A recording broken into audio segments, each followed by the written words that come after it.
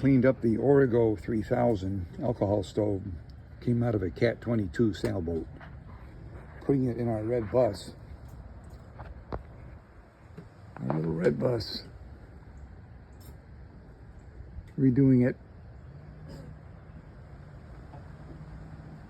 And we fill these with alcohol.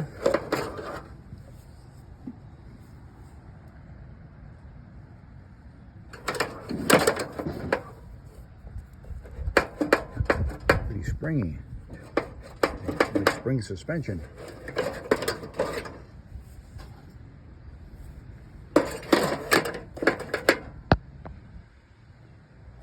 And you turn these knobs, and when you do,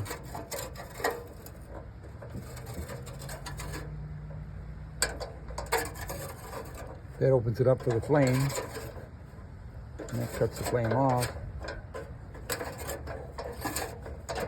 And you can get little pads that you put on here when you're done, so the denatured alcohol don't evaporate. Close it up. There's a few things missing here. There's some pot holders that screw along this rail, and we got little hooks on them that they can adjust back and forth to, to hold on pots.